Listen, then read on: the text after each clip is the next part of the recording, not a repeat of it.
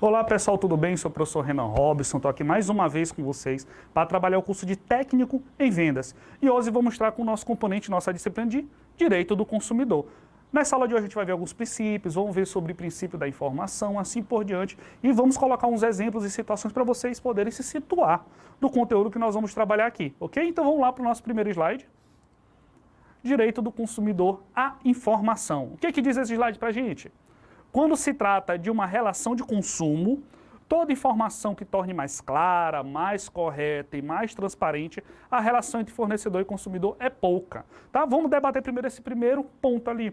Ou seja, toda a propaganda, toda divulgação, independente se for serviços ou produtos, a empresa tem que deixar tudo muito bem claro. Não pode omitir, não pode deixar passar nenhuma informação por mínima que seja. Tá? Então isso não pode ser alegado, mas foi uma informação muito pequena, um detalhe mínimo, que não faria muita diferença no nosso produto. Mesmo que seja assim, a empresa não pode deixar de repassar para o cliente, tá? Para o consumidor. Segundo ponto, em uma sociedade moderna, que é o que nós vivemos hoje em dia, tá? Globalizada e da mais alta velocidade de comunicação, a questão da globalização, né? Que nós vemos qualquer informação que passa do outro lado do mundo chega aqui tranquilamente e bem rápido. A informação precisa ser o quê? Olha como é que diz aqui, ó. A informação precisa ser clara, tá? Ou seja, precisa ser de fácil entendimento para quem está acompanhando sobre aquele produto ou serviço.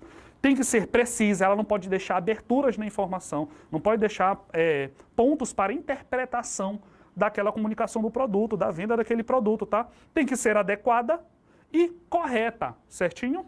É um dever de qualquer fornecedor ao seu consumidor. Então, o fornecedor, a partir do momento que ele coloca um produto X, bora trabalhar na questão dos cosméticos. Um exemplo. Vamos supor que você está indo comprar um shampoo, e aquele shampoo tem produtos que eles podem ser alérgicos, tem alguns componentes que eles podem ser irritantes à pele, e assim por diante, dependendo da pessoa que vai estar utilizando. Então isso, vamos lá, ele tem que dizer, por exemplo, de forma clara que isso pode acontecer, tem que ser preciso, não pode deixar abertura que esse componente pode causar isso para esse consumidor. Ela tem que ser adequada, ou seja, ela tem que ser a informação de acordo com o produto que está sendo. Ou seja, para o shampoo ela vem informação diretamente direcionada para o shampoo, e para o condicionador, para o sabonete, batom, assim por diante, tem que ser direcionada para aquele produto em questão, tá? E tem que ser correta, certinho? Então, só voltando aqui nesse primeiro ponto, ó, ela tem que ser a mais clara, mais correta e mais transparente em relação ao consumo. Isso também vale para o caso, por exemplo, de às vezes você comprar um produto que ele gera algum risco. Tem uma porcentagem mínima de 0,000001 de acontecer algo que possa lhe causar algum dano físico, mental, assim por diante. Tem que estar descrito nesse produto, ok? Então, todo consumidor tem direito à informação e não pode ser vedado em nenhuma circunstância pelo fornecedor. Vamos lá, um dos princípios mais desprezados é esse, por incrível que pareça, é o princípio da informação. Diz aonde? Artigo 6º do CDC, Código de Defesa do Consumidor, lá no inciso 3º. Vamos lá, o artigo 6º ele começa, são direitos básicos do consumidor, ou seja, esse artigo 6º ele vai resumir para vocês quais são os direitos básicos. E aqui no inciso 3º ele diz da informação. O que esse inciso diz? Que esse pontinho aqui para vocês, ó. A informação adequada e clara sobre os diferentes produtos e serviços com especificações corretas de quantidade, características, composição, qualidade, tributos, incidentes e preços, bem como sobre os riscos que esses apresentam, como eu acabei de citar para vocês. Então vamos lá, vamos supor que você compra um doce no supermercado, no mercado, até no mercadinho pequeno próximo da sua casa, e lá na embalagem vem descrevendo a quantidade que vem dentro, ou um chocolate, ou um biscoito, uma bolacha, que vem descrevendo a quantidade desses produtos. Então lá tem que estar descrito, ó, nesse biscoito, nessa bolacha vem 18 unidades, um exemplo. Então lá você tem que conferir que realmente tem 18 unidades, tá? Tem que descrever as características, por exemplo, no caso dessa bolacha do biscoito, tem que ter o sabor, vem descrevendo como foi produzido, quais são os componentes que tem nele, tá? As taxações, por exemplo, de açúcar, de cacau, no caso de chocolate, assim por diante, tá?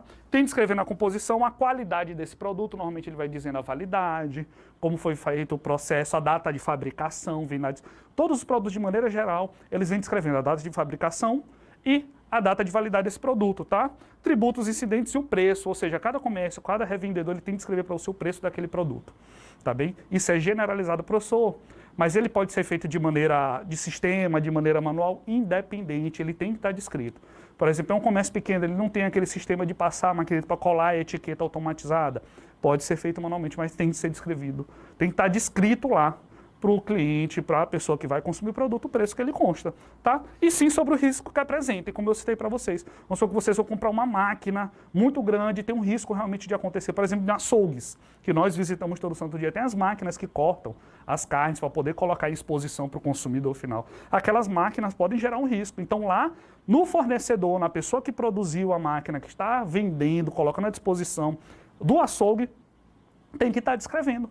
Que é o risco que aquela máquina pode causar, independente seja um risco de um mínimo corte ou, pelo que mal seja maior, tá? É a morte de um colaborador. Então isso tem que estar descrito claramente. Vou voltar ao slide, ó. Tem que estar descrito de maneira clara, precisa, adequada e correta do que esse fornecedor está colocando lá nesse maquinário. Certinho? Tem que estar padronizado, tem que estar bem feito. Vamos lá, e aqui eu coloquei somente para simplificar o que a gente acabou de falar. Aqui, ó, o que é um consumidor? Consumidor é pessoa física ou jurídica. Por exemplo, uma empresa está comprando uma máquina de um fornecedor. Essa empresa que está adquirindo, ela é uma pessoa jurídica, porém ela não deixa de ser consumidor, porque ela está comprando determinado produto, determinado maquinário. Certinho? Pessoa física ou jurídica, destinatária final do produto ou serviço, ou seja, a última pessoa que vai adquirir aquele produto para usufruto, ou seja, para usufruir dele, para fazer a utilização daquele produto, daquela máquina, equipamento, ou até mesmo do serviço, é consumidor final. Independente de ser pessoa física, nós cidadãos que compramos coisas aleatórias do que precisamos todo dia, ou pessoa jurídica, uma empresa que está comprando aquela determinada máquina, por exemplo, uma empresa, um escritório, uma loja de departamentos está comprando computadores para imprimir documentos. Então, o fornecedor é a empresa que vendeu o computador e a pessoa jurídica, que é essa loja de departamentos, é o consumidor, tá? Independente se for pessoa física ou jurídica, só frisando, ela se torna consumidor, sendo que ela tem que ser a destinatária final desse produto ou desse serviço que ele está usufruindo. Certinho? O que é o fornecedor? Fornecedor, toda pessoa física ou jurídica que produz, monta, cria, constrói, transforma, importa, exporta, distribui ou comercializa produtos ou serviços. Vamos dar dois exemplos aqui bem distantes, a realidades bem distantes. Vamos lá. Vamos supor um grande supermercado, uma grande empresa de materiais de construção, assim por diante. Elas fornecem um produto X. Então essa pessoa que fornece para você que está indo lá comprar, ela é um fornecedor. Ela está sendo fornecedor para você. E outra realidade, vamos supor que um vizinho seu, um parente seu, ele vende doces, vende salgados, dentro de casa mesmo. Então ele está, olha, produzindo, ele está montando, essa pessoa também é um fornecedor. Então são realidades diferentes, independente de ser uma pessoa jurídica ou pessoa física. Aquela pessoa que produz algo, que monta algo, que cria algo para revender, tá? Para gerar lucro, ok? Ela é um fornecedor, certinho? E o segundo ponto aqui a gente fala o quê, ó? Direito à informação. Resumindo o que a gente falou sobre o artigo 6º, inciso 3º ainda há pouco, ó. É direito do consumidor ser informado de forma adequada e clara da quantidade, características, composição, qualidade, tributos, preço, risco do produto ou serviço. Ok? Vamos lá, dando continuidade. E a gente vai ver o que ele diz aqui daqui para frente. Vamos lá? Em uma relação em que mais preza é o desequilíbrio entre fornecedor e consumidor, o direito à informação é o caminho mais rápido para tornar esse acordo algo equilibrado e justo para ambas as partes. Ou seja, ele quer dizer que o consumidor é a parte frágil do relacionamento de consumo, tá? É a parte que tem menos informação, é a parte que tem menos conhecimento sobre o produto ou serviço em questão, é a parte que conhece menos a legislação, o CDC, o Código de Defesa do Consumidor. Então ele está colocando que essa relação pesa muito desequilíbrio por isso, certo? Então, gera um questionamento. Entretanto, em que situação esse princípio é realmente utilizado nas apresentações e vendas de serviços e produtos? Bora responder esse questionamento e fazer uns comentários sobre. Vamos lá? Aqui ele diz o quê? Ó? É importante se apresentar a seguinte questão: o direito à informação não se liga com uma apresentação de qualidades menores dos produtos e serviços. Vamos deixar isso claro? Direito à informação não quer dizer que tu vai vender somente as qualidades do produto.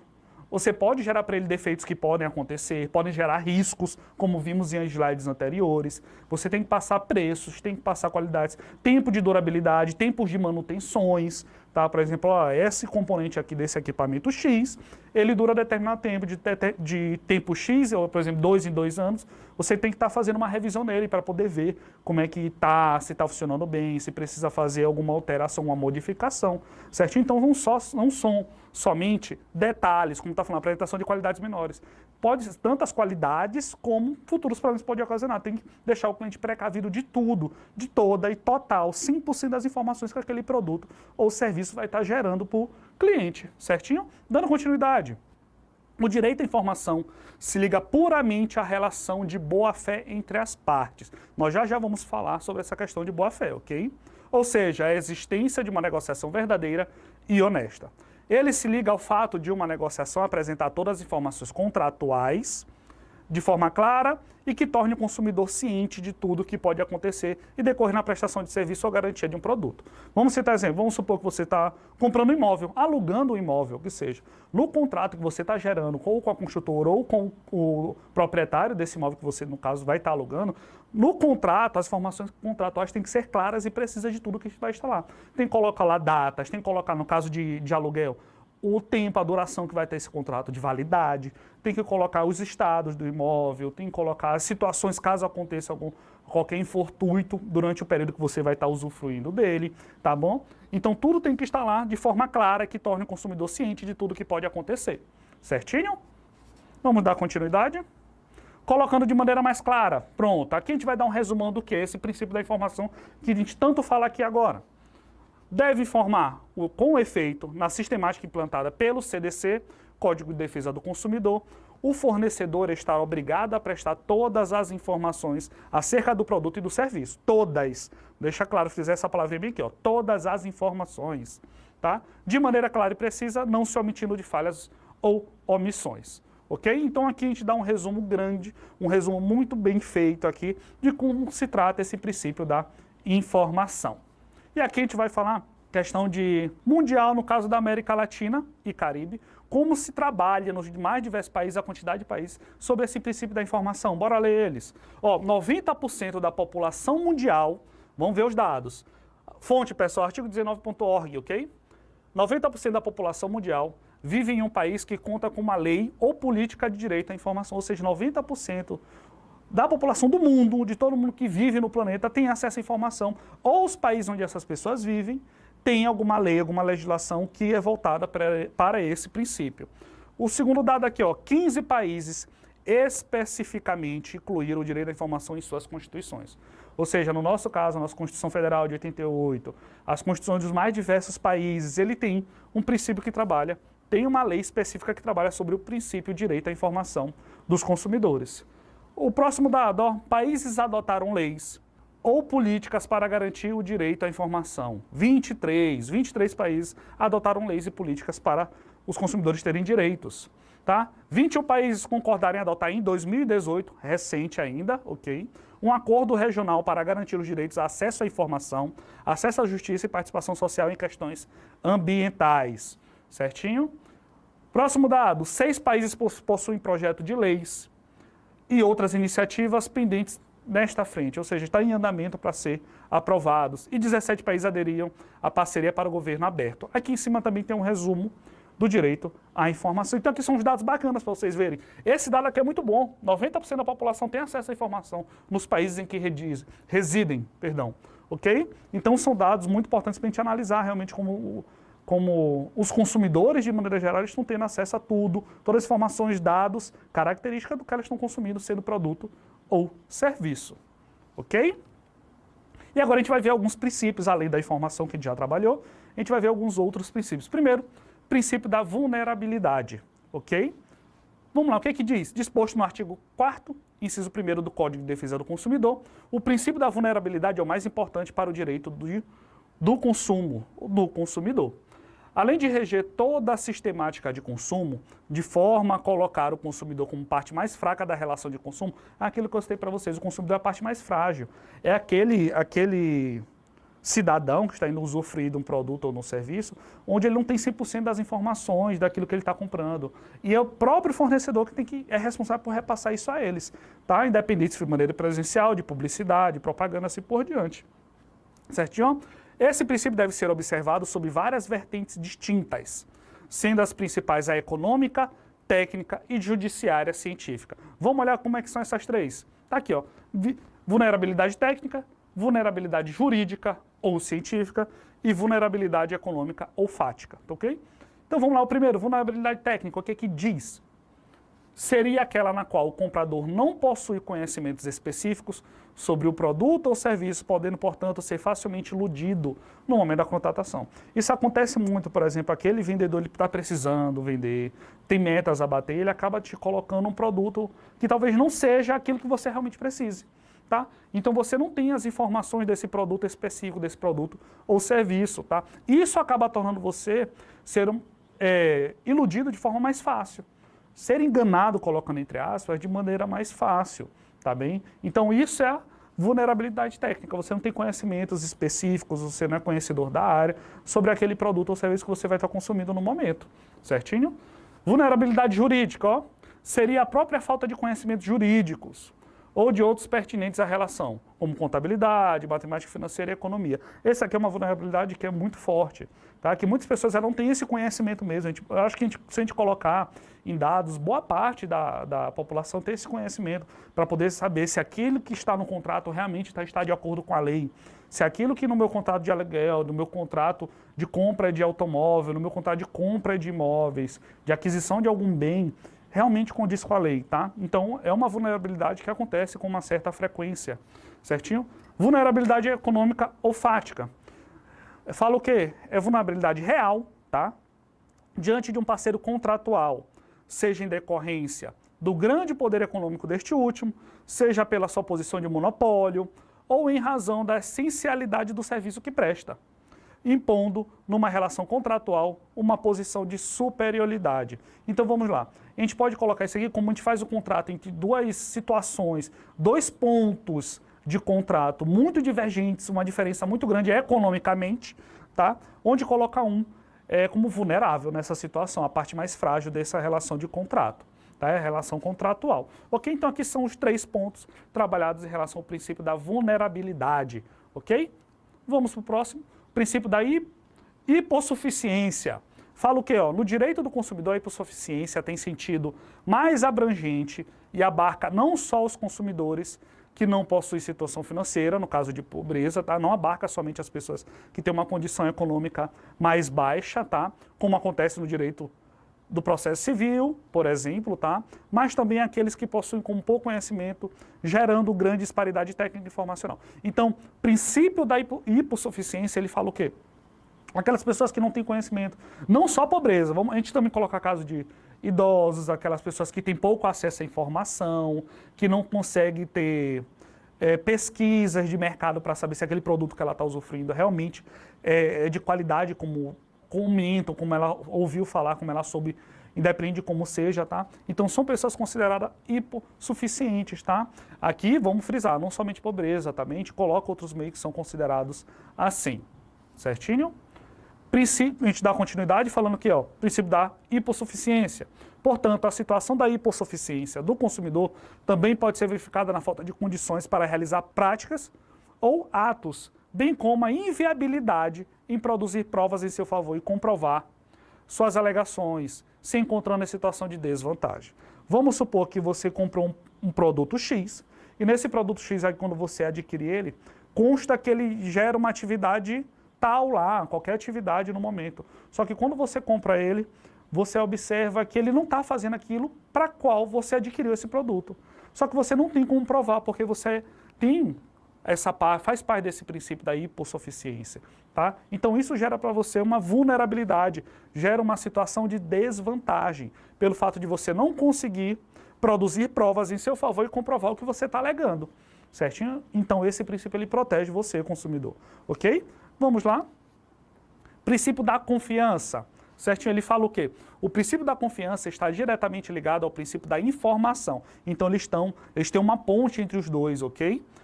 De forma que o consumidor espera suprir suas expectativas sobre o produto ou serviço de acordo com as informações a eles fornecidas sobre o mesmo, certinho? O segundo ponto fala o quê? É a confiança depositada pelo consumidor no produto / serviço esperando que seja cumprida a oferta, que o produto não cause risco ou prejuízos, que desempenhe sua função corretamente, ou seja, alcance os fins esperados. Ou seja, vamos supor que você assistiu aquela propaganda, viu um outdoor, viu no folheto, no panfleto, assim por diante, que aquele produto ele tinha aquelas funções, aquelas características. Só que quando você adquiriu esse produto, ele não estava cumprindo isso, ó.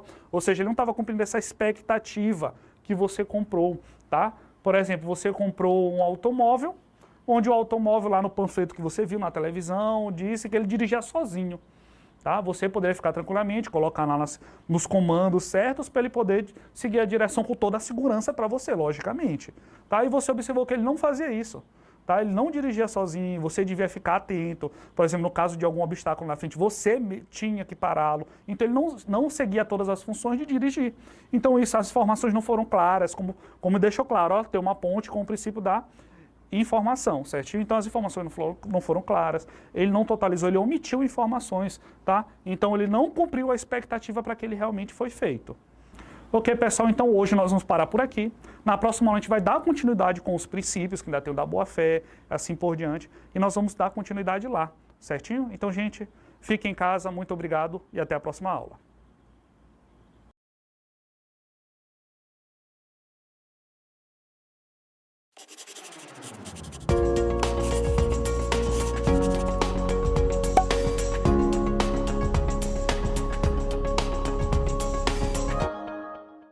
Olá pessoal, sou eu aqui de novo, professor Renan Robson, e a gente vai voltar a falar sobre o curso de técnico em vendas e dando continuidade à disciplina de direito do consumidor. Na aula passada a gente viu sobre alguns princípios, como da vulnerabilidade, da hipossuficiência, boa-fé, confiança, direito à informação, e hoje a gente vai dar continuidade para esse conteúdo no direito do consumidor, ok? Então vamos lá, hoje nós vamos começar falando sobre as práticas comerciais. O que é que diz esse slide aqui? Ele fala, ó, o capítulo 5 do Código de Defesa do Consumidor, o CDC, tá? Trata relações de consumo, ou seja, daquelas operações que têm a fim de escoar produtos ou serviços que estão à disposição do consumidor. O segundo ponto, o CDC brasileiro, ao contrário de outros códigos, ou seja, de outros países, outras regiões, outros continentes, inclui dentro das práticas tanto a pré-venda quanto a pós-venda. A pré-venda é aquela situação onde tem telemarketing, tem aquelas divulgações, publicidade, propaganda, e a pós-venda é aquelas ligações, as cobranças, por exemplo, são aquelas situações onde ele liga para tentar fidelizar você, consumidor, tá? São práticas da pós-venda, certinho? Então, olha, o primeiro, o ato da pré-venda, ele fala o quê? Ó? Você pode citar a oferta e a publicidade. A oferta, por exemplo, aquelas promoções, aqueles outdoors com promoções dizendo compre um, leve outro, ou 50% de desconto a partir de não sei quantos produtos. E a publicidade, como a gente olha muito, é a publicidade televisiva, tá? Que é a que a gente mais olha. Tem panfletos ainda muito utilizados, rádios, outdoors, então tudo isso são considerados pré-venda, que são atos destinados a concretizar uma futura relação comercial. Então a pré-venda é aquele ato que acontece antes do consumidor adquirir o produto, antes realmente de ele comprar e usufruir daquele produto em questão, tá? Então é a pré-venda. E a pós-venda fala o quê? Quais os atos de pós-venda, sejam a de cobrança de dívidas, também é considerado pós-venda. Essas ligações de cobrança, assim por diante, são considerados atos de pós-venda também, ok? Que é um ato que somente vai vistar após a realização e o fim do contrato do produto, da aquisição do serviço ou do produto. Ou seja, comprei o produto, passou um determinado tempo, continuo recebendo ligações, oferecendo outros produtos, oferecendo promoções para tentar fidelizar você, consumidor, oferecendo um produto que é similar, ou que ele complementa aquele que você adquiriu, colocar à disposição um serviço extra para vocês, tá? Isso também é considerado pós-venda. E também a cobrança de dívidas, tá? Essa cobrança de dívidas que às vezes pode ser abusiva, mas vocês têm que controlar, têm que ver se está dentro do horário comercial, assim por diante, até para não lhe tornar incômodo. Como também o ato de pré-venda, aquelas ligações, o telemarketing que nós conhecemos, recebemos com frequência oferecendo produtos, temos que tomar cuidado também para não ser abusivo, certo? Então, situações de pré-venda e de pós-venda, ok? Aqui a gente fala os sujeitos equiparados ao consumidor, também ainda no conteúdo de práticas comerciais. Fala o que é o primeiro ponto? É uma equiparação entre as pessoas expostas às práticas comerciais e consumidores. Botei um autor para Risato Nunes. O que é que vem ser essa equiparação ao consumidor? Uma vez existindo qualquer prática comercial, toda a coletividade de pessoas já está exposta a ela. Vamos parar bem aqui nessa vírgula. Vamos resumir isso. O que quer dizer? A partir do momento que a empresa ela coloca à disposição um produto no mercado e começa a fazer publicidade em massa desse produto, a coletividade já foi atingida por ele. Ou seja, as pessoas, uma multidão de pessoas está sendo atingida por essa propaganda, por essa publicidade, por esse independente do meio. Tá? Se o meio foi televisivo, se o meio foi através de rádio, se o meio foi panfletos, outdoors, tá? Buzzdoor que nós olhamos, tá? São essas publicidades em ônibus, tudo isso, se ele atingir uma grande quantidade de pessoas, isso já é considerado uma equiparidade do consumidor, certinho? Ainda que em nenhum momento se possa identificar o único consumidor real que pretende surgir. Vamos voltar para esse ponto. Vamos supor que eu não queira esse produto. Passou na televisão a propaganda no intervalo do programa X, independente, tá? E esse produto chegou, não me interessa, mas eu percebi que ele é lesivo, tá? Ele está me lesionando, ele está me ofendendo, ele está sendo abusivo de alguma maneira, tá? Mesmo que eu não queira adquirir. Eu sou um consumidor, tá? E se eu quiser adquirir, é ainda pior, porque eu quero comprar aquele produto, mas eu estou vendo que ele está sendo abusivo, ele está ofendendo alguma situação, algum momento, alguma parte da sociedade, tá bom? Então a gente deve observar isso, ó. Ainda que em nenhum momento se possa identificar o consumidor, ou seja, pode ser que não tenha nenhum consumidor, pode ser que tenha milhares de consumidores para aquele produto, a partir do momento que ele é colocado em mercado, tá? Real e pretende insurgir-se contra a tal prática, ok? Então pronto, a equiparidade a gente vai continuar falando ainda dela, ó. O que é que diz esse slide? Assim, entende-se que todas as pessoas são consumidoras ante o fato de estar expostas às práticas comerciais. Como eu falei para vocês, a partir do momento que eu tenho ciência daquele produto, que a empresa em questão, o fornecedor, ele coloca aquilo através de meios de comunicação para me atingir, eu na minha residência, até na rua que eu esteja, mas eu obtive informação daquele produto, a empresa é responsável por essa propaganda e por essa publicidade, tá? Então eu estou exposto a essa prática comercial. Ó, dando continuidade, o CDC, em seu artigo 2º, define que consumidor é toda pessoa física ou jurídica que adquire ou utiliza produto e serviço como destinatário final. Como nós vimos na aula passada, esse é o conceito de consumidor, certinho? Ok? Vamos lá, agora a gente vai falar de oferta, vamos falar de publicidade também. Bora ver a oferta, o que é que vem ser oferta? A oferta é a informação ou publicidade, forma massificada de transmitir uma informação, veiculada de forma suficiente e precisa a fim de gerar expectativa objetiva ao consumidor, ou seja, criar vontade nele. Olha essa figura, deixa muito claro. Aqui no caso a gente colocou a situação no consumidor, no computador, e ele olha que tem uma oferta de 50% por um produto qualquer, por exemplo, uma roupa, tá bem? Ou uma loja de departamento está fazendo essa oferta. Então, qual é o objetivo dessa oferta? É chamar a atenção do consumidor. É ele criar uma expectativa nesse consumidor, criar uma vontade. Então, qual é o interesse dessas empresas quando elas fazem isso? Nós temos as questões das necessidades e temos nossas questões de desejo. A intenção das empresas, dos fornecedores, quando eles criam essa oferta, além de criar expectativa, é colocar que eles vão transformar esse nosso desejo em necessidade. Professor, como é que o senhor pode explicar melhor? Vamos citar um exemplo. Nós temos a necessidade, por exemplo, de tomar água diariamente, constantemente, sem pausas, tá? Porque pode gerar um mal à nossa saúde. Ponto. Isso todos nós sabemos. Então isso é uma necessidade. O desejo é o quê? É a vontade de eu tomar um suco. Então o suco é um desejo. Ou seja, o nosso inconsciente diz que aquele suco pode matar a sede tanto quanto a água. Então as empresas, quando elas fazem isso, elas querem transformar essa nossa vontade de tomar suco em uma necessidade que é tomar água. Tá? Então ele cria essa vontade nossa, dizendo que a gente tem que adquirir esse produto.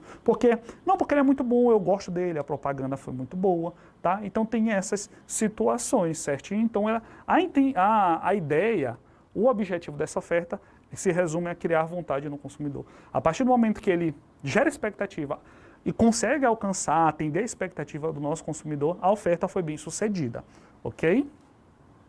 Ó, este é o teor, dando continuidade, certinho, em oferta.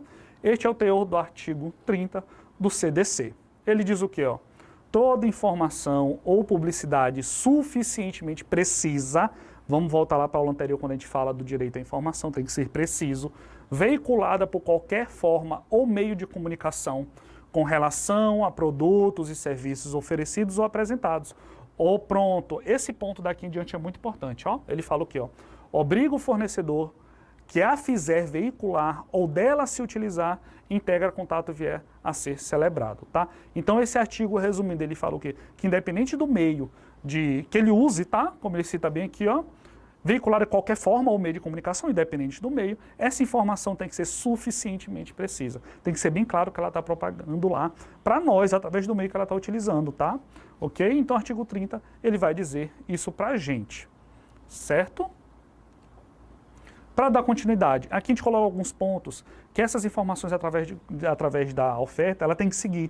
Então vamos ver quais são os pontos. O primeiro ponto, ó, a informação que vem através da oferta, ela deve ser correta. Correta como? A correção visa não viciar a vontade do fornecedor. Ou seja, ela tem que ser muito clara, tem que ser exposta de maneira íntegra, a ponto de não viciar aquele consumidor de estar usufruindo daquele produto que pode gerar algum mal para ele futuramente, independente da saúde, fisicamente, mentalmente, até financeiramente, tá? Não gerando um vício, tá? Onde não, ó, a correção não visa viciar a vontade desse consumidor, certinho? O segundo ponto, tem que ser clara. A clareza é necessária para dar a correta compreensão da oferta ao consumidor, tá? Então as informações têm que ser de fácil entendimento para aquele consumidor, tá? Eu vou, por exemplo, eu estou vendendo um produto que é uma bicicleta para crianças, por exemplo. Então, aquele produto tem dizendo quais são os componentes daquela bicicleta, tem que estar dizendo quais são os meios de usar ela para ser seguros para a criança, tá? E pode sim colocar se ele vai estar gerando um risco para a vida daquela criança que vai estar usufruindo aquela bicicleta. Então, tem que deixar de maneira bem clara, tá? Bem entendida para o consumidor e para o cliente que vai estar adquirindo aquele produto. Tem que ser precisa, ok? A precisa, ela fala o quê? A precisão exime o consumidor de dúvidas. Vamos lá, a partir do momento que eu abro o leque, observo todas as informações daquele produto e eu vejo como consumidor que eu consigo usar várias interpretações para uma mesma informação, esse produto não está sendo preciso. A informação que está sendo repassada não está sendo precisa. Eu comprei um produto X lá, esse produto X ele contém a informação de que eu só posso utilizá-lo dentro de casa, no local tal, tá? Então, a partir do momento que eu sei que esse produto está me especificando que eu tenho que usar somente dentro de casa, no local tá, para assim ele ser considerado seguro, esse produto está sendo preciso. Mas se ele me diz, rapaz, esse produto, lá vem a informação que esse produto só deve ser utilizado na sua casa. Só que ele não determina se eu posso usar em área aberta dentro da minha casa, como no caso um jardim, um quintal, alguma área onde seja ao ar livre, ou dentro da minha cozinha, próximo do meu fogão. Então ele não está sendo totalmente preciso essa informação. Ele tem que especificar, a partir do momento para saber, para você consumidor e eu consumidor, todos os consumidores entenderem que aquele produto ele é seguro para ser utilizado no local ou não é seguro. Então tem que ser muito específico, tá? Tem que ser bem preciso. Dá continuidade nos pontos. Ostensiva, o que que diz? Em relação a esse ponto, que a gente trabalha a ostensividade, ó. A ostensividade garante a real conhecimento dos termos garantidos ao acesso. Ou seja, então tem que ser bem... Todo consumidor tem que ter o acesso bem fácil das informações daquele produto. Hoje nós temos a internet, por exemplo, onde nós conseguimos um acesso muito facilmente sobre qualquer coisa que queremos adquirir, até mesmo sobre o nosso conhecimento, onde quando quisermos adquirir, a gente consegue os produtos e serviços são as mesmas coisas, ó. Garante o real conhecimento dos termos garantido ao acesso, tá bem? Então tem que ser ostensivo. E último, em português. Nossa língua oficial, falamos o português, certinho, garante a acessibilidade de todos. Então aquelas informações, o que as empresas podem fazer quando ela vai vender, passar as informações do produto? Ela tem que dar prioridade para a nossa língua padrão, que é a língua portuguesa, certinho? E ela pode colocar à disposição em outras línguas, ok? Porém, nunca, de forma alguma, deve se omitir ou deixar de colocar as informações na língua padrão do Brasil, certinho? Então tem que ser colocado isso. As empresas hoje, para se tornar mais globalizadas, elas colocam em outra língua, colocam em inglês, em espanhol, e as línguas que são mais utilizadas no Brasil afora, certinho? Mas a portuguesa não pode ser deixada de lado, ok? Então, ó, sobre tais características, observa-se no artigo 31 do Código do Consumidor. Fala o quê? Artigo 31, a oferta e a apresentação de produto ou serviços devem assegurar informações corretas, claras, precisas, ostensivas e em língua portuguesa, que foram os pontos que nós acabamos de ver, sobre suas características, qualidades, quantidade, composição, preço, garantia, prazos de validade e origem. Entre outros dados, bem como sobre os riscos que apresentam a saúde e a segurança do consumidor. Então vamos deixar esse pontinho aqui bem claro, pessoal. Olha, ele fala que a gente tem que deixar claro sobre todas as partes positivas do produto, sobre as características positivas, as qualidades, as quantidades, assim por diante. Mas o produto também tem que deixar claro sobre os riscos que ele pode apresentar à minha saúde e à segurança. Eu como consumidor. Comprei uma faca, então lá na faca, na embalagem, tem que estar descrito quais são os riscos que essa faca me apresenta. Professor, eu comprei um aparador de grama, tá? Foi uma loja X, comprei um aparador de grama. No aparador, nos termos, no manual, por exemplo, ele tem que estar contido se aquele aparador de grama me gera um risco à minha saúde ou à minha segurança a partir do momento que eu adquiri aquele produto. Sou proprietário dele, ok? Então, o artigo 31, ele fala para vocês como deve agir, como deve ser e como deve funcionar a oferta desses produtos ou serviços, ok? Vamos falar agora um pouquinho de publicidade, certinho? A publicidade, ela fala o quê? A publicidade é tida como influenciadora, ou seja, a publicidade ela tem função de te influenciar, tá? De fazer você tomar a decisão a partir do momento que ela é usada, certinho? Na aquisição de bens e serviços, com a cada dia a intensificação do seu uso. É preciso que os envolvidos estejam atentos para não ser cometido de abusos ou excessos, tá? A questão dessa publicidade.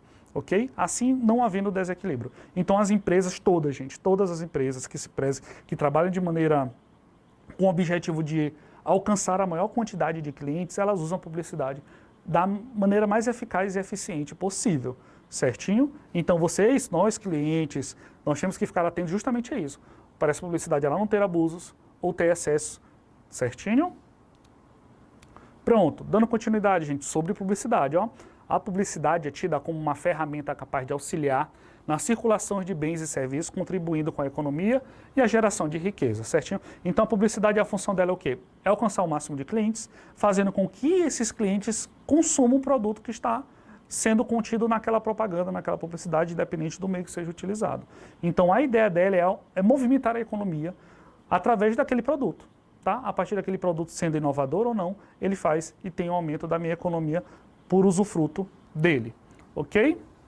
Dando continuidade, ocorre que se faz necessário avaliar que medida deve ser adotada esta prática pelo empresariado, sob a pena de cometer os abusos frente aos consumidores e até mesmo diante dos concorrentes, ok? Atualmente, em razão do estímulo do consumo, os fornecedores adotam vários mecanismos de publicidade, visando atingir o maior público possível, como eu citei anteriormente. Tá?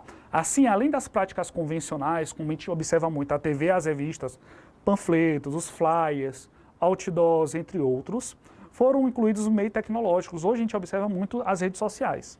As redes sociais é um meio tecnológico que é usado em massa hoje em dia para alcançar o maior público possível pelas empresas. Tá? E dissipam com facilidade informação, atingindo o maior número a curto prazo. Certinho? Todos os indivíduos sujeitos à publicidade, identificáveis ou não, ou seja, independente se a empresa sabe que eu vou comprar ou não vou, da idade, faixa etária, classe social, sexo, assim por diante, estão acobertados pela legislação consumerista. Ou seja, a partir do momento que a publicidade ela é vinculada no meio de comunicação, eu posso ser atingido por ela. Quando eu posso ser atingido por ela, eu estou protegido pela legislação de consumo, ok? Podendo adotá-la se eu me sentir lesado em algum momento, ou seja, se eu me sentir ofendido pelaquela publicidade. E aqui, gente, para a gente encerrar a nossa aula de hoje, bora ver algumas questões para fixar o nosso conteúdo, tá? Para realmente ver se nós compreendemos o que nós trabalhamos aqui em relação às práticas comerciais, à oferta e à publicidade. Bora ler a primeira questão? Vou ler para vocês, ó. Vamos citar um exemplo, uma situação de consumo. Ó. Caleb recebeu em sua casa um cartão de crédito do banco Delta SA. Tá? Ele nunca foi cliente desse banco e nunca solicitou nenhum cartão. E na correspondência havia uma advertência de que o serviço só seria liberado caso o consumidor desbloqueasse o cartão por telefone ou pela internet. Então essa é a situação que a gente está colocando para vocês. Caleb recebeu um cartão de crédito do banco Delta, tá? Só que ele nunca foi cliente. Tá? E lá veio dizendo que ele só podia usar o cartão se ele desbloqueasse por telefone ou pela internet. Bora ver as alternativas que coloca para a gente aqui. Alternativa A, diante dessa situação, diz o quê? Caleb somente poderá se socorrer dos órgãos administrativos para reclamar da atitude do banco, tendo em vista que tal prática é apenas considerada ilícito administrativo. Tá? Então está considerando que essa prática é somente ilícita administrativa.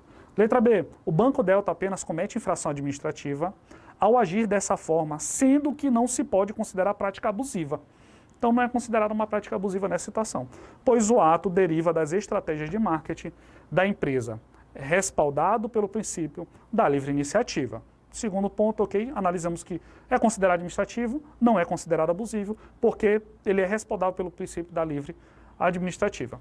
Letra C, Caleb poderá requerer indenização por ilícito civil, sem que tal prática seja considerada ilícito administrativa. Ok. Letra D, tendo em vista que todo e qualquer produto enviado ao consumidor sem ter sido pedido é considerado amostra grátis. É certo que Caleb for vítima de uma prática considerada abusiva pelo Código de Defesa do Consumidor. E a letra E diz o quê?